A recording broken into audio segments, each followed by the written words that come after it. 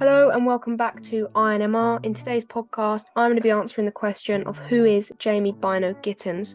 Every season, you see plenty of young talents emerge, and at the back end of last season, Bynoe-Gittens started to make a name for himself in the Bundesliga. For those of you that don't know who he is an English winger currently playing for Borussia Dortmund, who of course have a history of turning young English talents into brilliant players. For example, Jadon Sancho, who they brought in and sold on for over £70 million, and most recently Jude Bellingham, who they brought in from Birmingham and sold over the summer for €100 million to Real Madrid.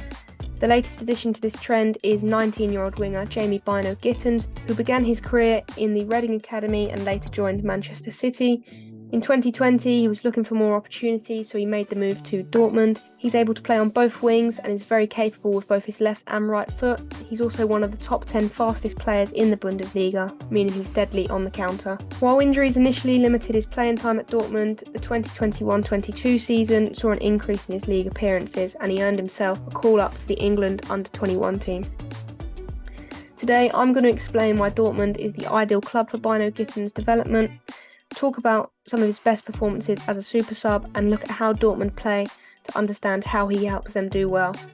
One thing to know from the get-go, keep an eye on him this season. I'm expecting him to really announce himself to the rest of Europe with his ability. Of course, as an English talent abroad, he's already attracting attention from Premier League clubs like Arsenal and Chelsea. I do think it will be better for him to continue his development in Germany, seeing as Dortmund heavily commit to their young player project.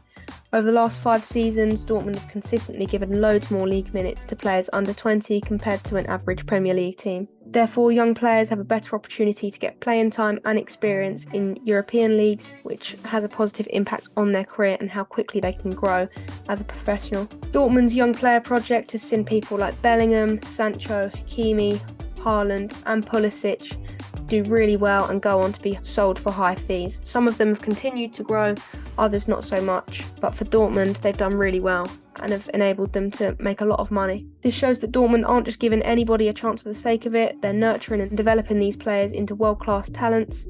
If they aren't good enough or don't have the potential, they won't play. So the fact that Bynoe-Gittens is playing shows that they think he's going to be one of the best. Bynoe-Gittens' progress at Dortmund is clear for everybody to see. He made his Bundesliga debut in April 2022 and featured in 15 league matches for Dortmund last year. His head coach described him as a game changer, and from his highlights you can see why.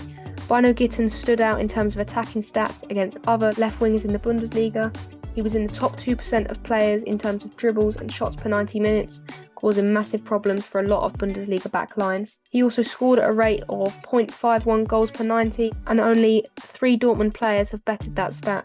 Bynoe-Gittens is really good when carrying the ball forward. He often progresses from deep in the attacking half all the way into the penalty area. He averaged 3.05 carries into the penalty area per 90 last season, which was the 3rd best in the league. In the Bundesliga last year, he recorded 1.52 goal-creating actions per 90, showing a positive impact going forward when he came off the bench. Dortmund often played in a 4-2-3-1 formation last season and put a lot of focus on how well the fullbacks and inverted wingers played as a pair. With Ben Sebaini coming in to replace Guerrero, it was clear to see that pairing him up with Bynoe-Gittens was causing havoc down the left wing. Dortmund's play style allows fullbacks to push wide so that wingers have more freedom in the middle, and this obviously matches well with Bynoe-Gittens' strengths. So even though he plays as a left winger and is comfortable using his weak foot, he does prefer to cut inside and use his stronger right foot. Bynoe-Gittens is a great dribbler with both feet.